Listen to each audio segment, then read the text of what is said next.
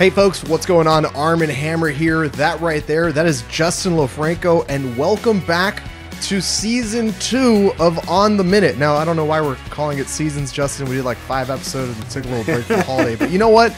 We're going with it. It's a new year, new season. There you go. New year, new season. That's easy enough. Well, we have a packed show today. We're going to be talking about the big news that has come out of CrossFit this week, which is the 2019 CrossFit Games rulebook finally released.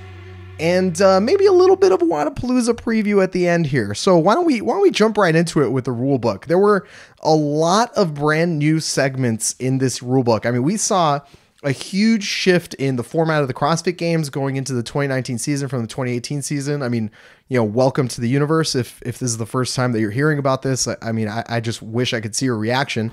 But the 2019 game season is obviously going to be very different. But we've been waiting for a rulebook to give us a better idea of exactly how those differences are going to play out. And now we finally have the rulebook.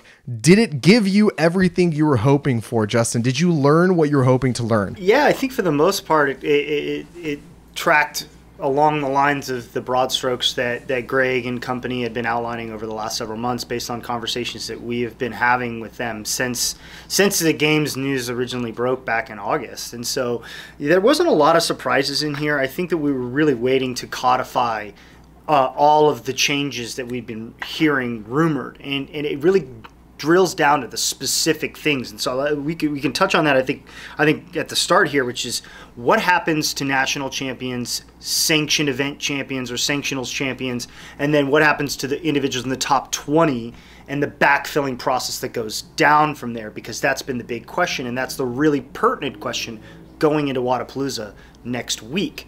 What happens when an athlete wins who's already won, or a team in this instance like Invictus who's returning again after winning Dubai? What happens in those scenarios? And so I think it's the area that's caused a lot of the consternation, as well as what defines a national champion. So with that said, Justin, I think let's go ahead and just tackle a couple of these new pieces of information in order. So let's start with nationality. We know now that in order to be a national champion, you have to be a citizen of that country, which is a change from previous residency requirements. Yes, it is. The citizenship requirement, I think, is probably the best way of doing this, but it does land them in a couple of pieces of gray area, I think. And someone messaged me about this specifically regarding Puerto Rico. Puerto Rico is technically Puerto Ricans, American citizens, that's right, but represented on its own with its own flag at the Olympics. So what happens here? What do you think? What do you think of something like that? That was also I think I probably got an email from the same person that you did, Armen. And so I was just reviewing that earlier today, and I haven't quite digested the full situation. They do use the Olympics as a model for certain things here in CrossFit because it is an international sport with a lot of representation. However, I think this is a bit of an unforeseen one. I don't want to say it's one that they've overlooked necessarily because I haven't asked CrossFit yet, but I think this might be an area where it was an unintended consequence of the ruling and how it's playing out. So the brief explanation here is that they usually get international representation to be able to compete sovereignly, but here under these rules they're going to have to compete as an American citizen, which significantly hampers their chance of qualifying any athlete to the CrossFit Games because the United States is a powerhouse for CrossFit worldwide. So I think this is going to kind of negatively affect them, but I don't know if they intended it to be that way. My guess is they probably didn't. Do you think there were athletes who, upon hearing the national champion news, moved assuming that residency was going to be the case and now find themselves? I do. Yeah, I think this is a really good example of this. I think Turi Helgadottir just found herself in Sweden about a month ago or so, and I remember seeing it on her Instagram post. She, if you guys don't remember, she's an athlete who's a 4 times CrossFit Games athlete who missed qualification, I think, by 1 or 2 spots at the Europe regional.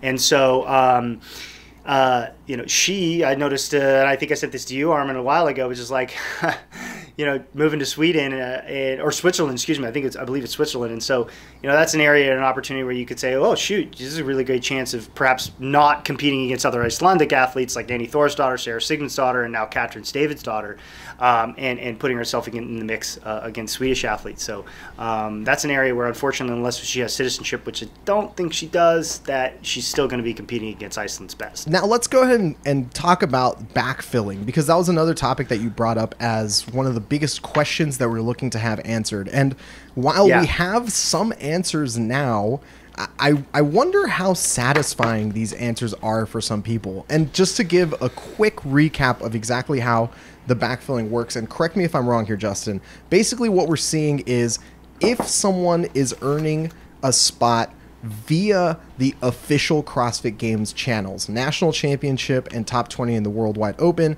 and they're unable to take their spot, if they're a national champion, that's it. It's done. There is no backfilling that national champion spot. No backfilling at all. But if you're in the top 20 and you're a national champion, they will backfill that top 20 spot. And again, based off of conversations that both you and I have had with CrossFit HQ, the top 20 Worldwide Open qualification spot is really meant as a stopgap for anybody that's going to slip between the cracks for the national championships and for the sanctional invites.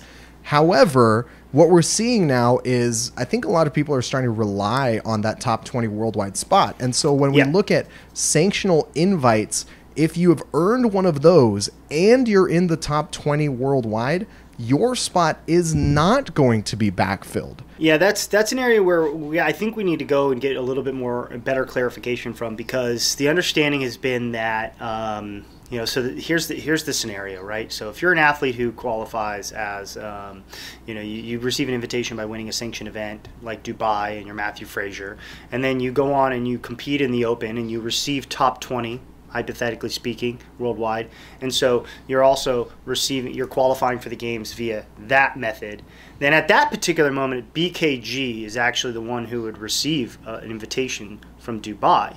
But if he goes on and competes at Rogue, which he's already accepted an invitation to compete at the Rogue Invitational, and wins that event, it'll actually be the second place athlete from Rogue who will receive the invitation, not BKG. So it does put athletes in a bit of a waiting game and a holding pattern to see, well, if somebody goes out and competes in another event, am I going to actually get that invitation or not? A little bit of that will get fettered out in 2020 when the Open kicks off the season.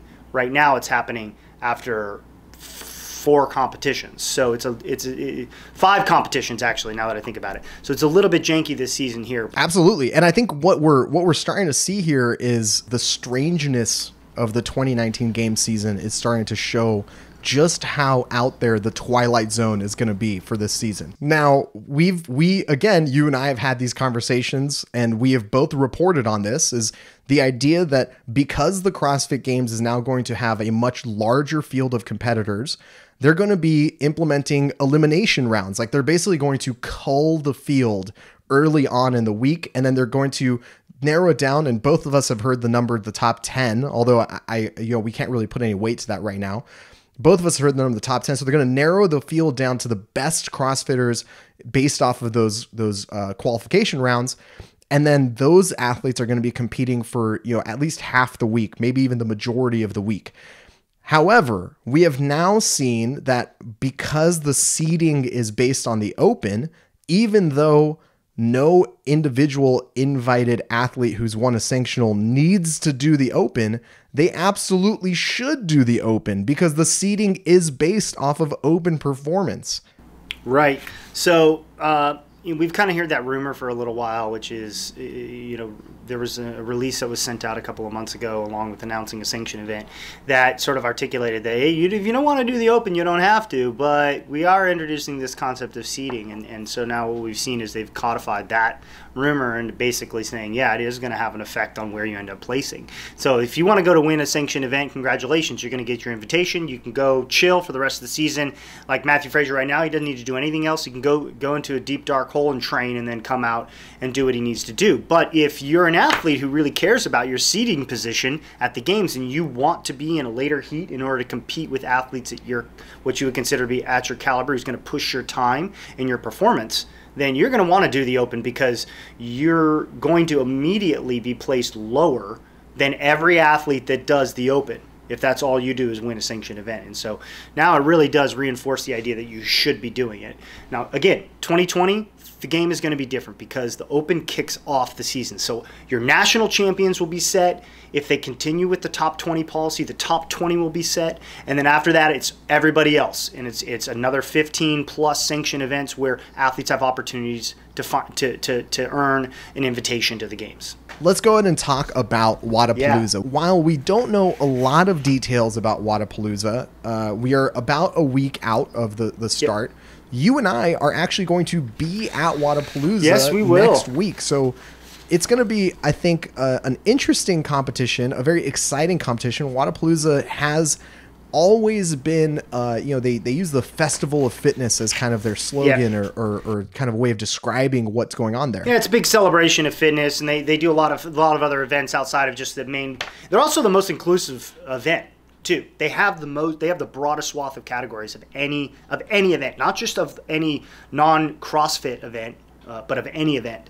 They have multiple adaptive divisions. They have teen, masters, and they have a whole swath of open style. They have RX, they've got elite, and then they've got elite teams of 3, and then they've got elite teams of 4. So they really are the most inclusive event. So in the sense of being a fitness festival, they really do own it. And it's probably the largest gathering of CrossFitters and generally the fitness world outside of the games, which is if you can't go and you can't experience that, I'm bummed for you already, but if you can go, you definitely should try and make it a point to get to Wodapalooza at some point, just because of how valuable that aspect of it is. Let's go ahead and jump into, even without the full rosters, some of the notable athletes that are going to be competing. And there's some names in here that we've known for a while now.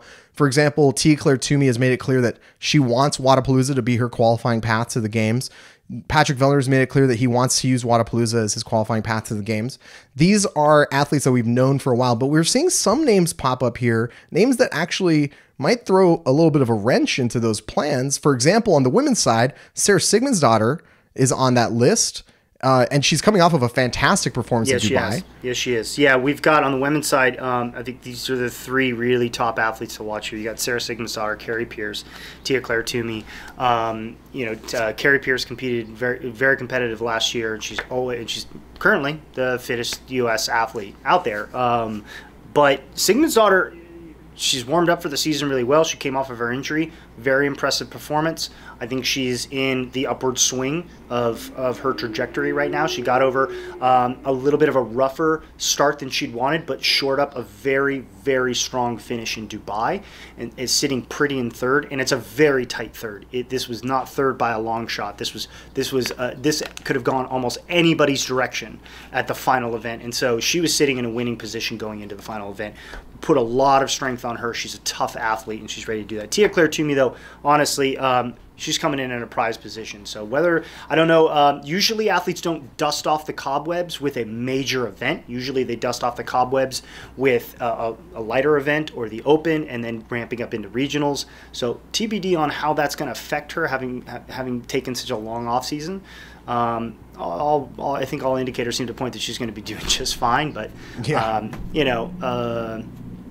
I don't know how many cobwebs can show up when your training partners are Rich Froning and Matt Fraser. Right. It's tough to get rusty when you're training with the best CrossFitters of all time. And Fraser had said, right after when we interviewed him right after he won Dubai, that for the last several weeks, Tia had been down training with him in Cookeville, and that he was going to be returning the favor, returning to Cookeville and training with her as she's ramping up to Wodapalooza. So.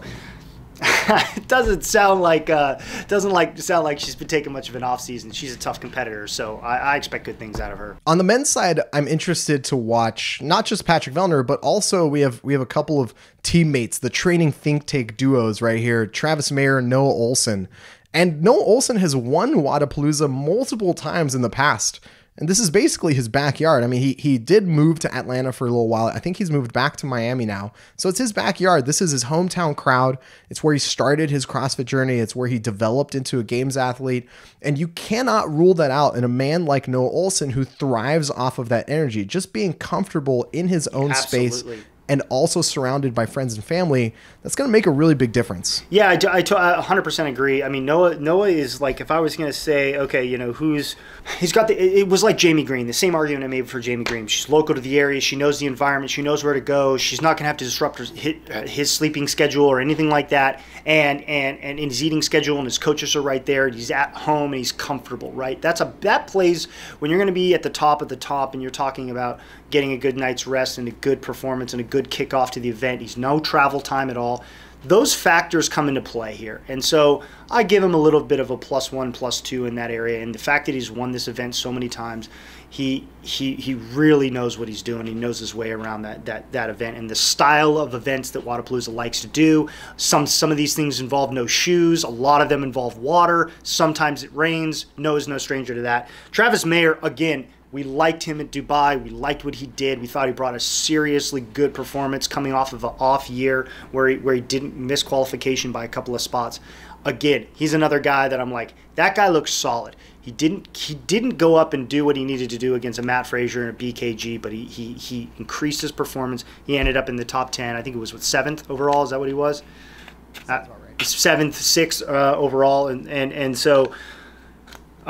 We'll see what they can do against Vellner. Vellner's a tough guy, and Vellner's he's going to be the guy to beat right now. And so I think this is going to be a really interesting and hopefully, in something we haven't seen in a while, is a really great final day of competition for the men's athletes.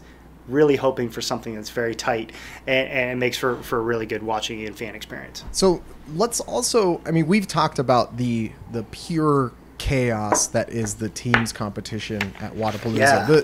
The roster that they put together, the 10 pro teams that they invited, it is mind-blowing that some of these teams are even going to be able to function, because I don't think some of them even speak the same language. But there's language barriers all over the place. There's absolutely here. French, it's crazy. Icelandic, but English. what we are seeing though, and you know, I want to kind of shy away from rehashing what we've talked about with the teams. So yes, Mayhem's going to be incredible, but also Invictus X is there. The other Invictus team, also known as Lesser Evil, which just qualified for the CrossFit Games, is going to be there. So that competition is going to be tight. No, they were invited. I'm sorry. They didn't qualify for the CrossFit Games. They got invited to the CrossFit Games via a win at the Sanctional Dubai CrossFit Championships. Please, let's get our language right here, guys. Yeah, thank you. What I do want to look at is a little bit of the programming. Now, we're a week out. You know, in true CrossFit event fashion, we know nearly nothing about what's going to happen, but we do have 2 events. And while on the individual side, there is some interesting things there. You know, both of them are a mix of gymnastics and weightlifting. And one of the events ends with a heavy ass snatch on both the men's and the women's side. It's going to be very exciting to watch.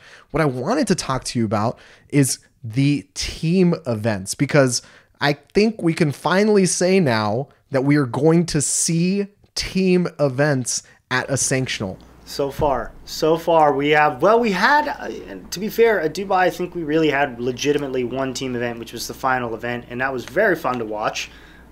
Outside of that, though, right now we are looking at two events, events number 5 and event number 6 for Wodapalooza. And the team event side, the Ocho Chipper, really quick, 20 synchro bar muscle ups, 40 synchro deficit handstand push-ups. That's going to be very interesting to watch, especially if it's done on a parallel. 50-foot worm lunge, 20 synchro bar muscle ups, 40 synchro deficit handstand push-ups with a 75-foot worm lunge, and then 20 synchro bar muscle-ups, 40 synchro handstand deficit handstand push-ups, then a 100-foot worm lunge. This is classic team CrossFit. Everything is synchro, and they've got a worm. This is mayhem in the bag right here. This is absolutely built for them, 100%. And this will be very interesting for athletes like Camille, who've don't think has ever picked up a worm. Turi Helga Daughter, don't think she's ever picked up a worm before. Nick Uranker, maybe he's picked up a worm. And then Travis Williams. For that team specifically, I think we're going to see a little bit of a, how well do they communicate when it comes down to it? Because this is all about communication and practice and execution. The Invictus team that's built mostly of individuals that won Dubai, they know each other.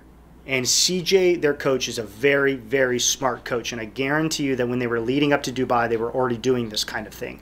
Because there's no way he would have sent them there not having prepared with team events. So I think they're going to be in a much better position for that. But this is classic team CrossFit for you right Absolutely. there. And Absolutely. I don't know. And the second team event that we saw is the It's a heavy double unders, handstand walk, and then the max clean and jerk. It's 2 separate scored events.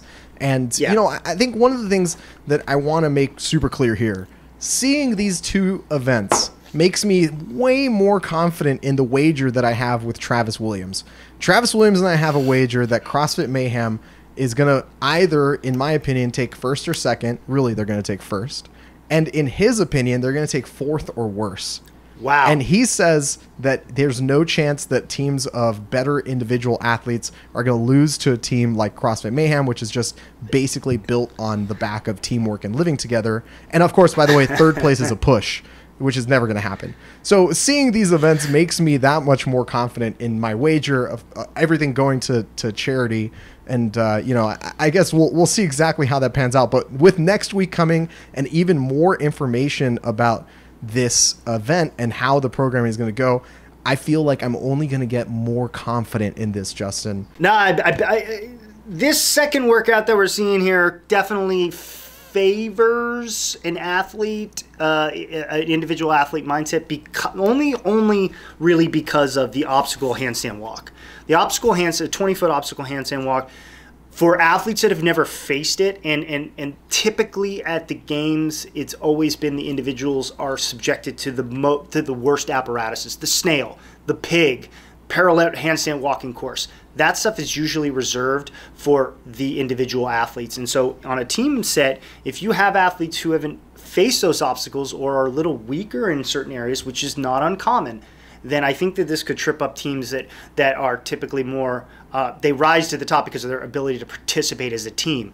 This stuff has got to be done individually. And so I could see, depending on how the rest of the, you know, if there are 10 workouts and it's 5 and 5, going to make things a little bit interesting. Either way, I know that I'm going to enjoy watching it, but it could make things a little bit more interesting. And so, but I'm glad to see that we got some classic team events here because, you know, ultimately when they go to the CrossFit Games, they're not going to face 15 individual events. 100% agreed. 100% agreed. And so let's go ahead and, you know, at the top of the show, I mentioned that both you and I are going to be at Wodapalooza. There's going to be tons of content being kicked out on Morning Chalk Up as well as Armen Hammer TV about Wodapalooza and how everything is going. They do have a live stream. I think it's being serviced by Flow Elite, you know, my previous employers. And so, you know, you can pay. This is going to be a different experience, I think, for some of these athletes. I'm sorry, some of these spectators, because we saw Dubai has been a free live stream on YouTube. The games and regionals were always free live streams on YouTube or Facebook.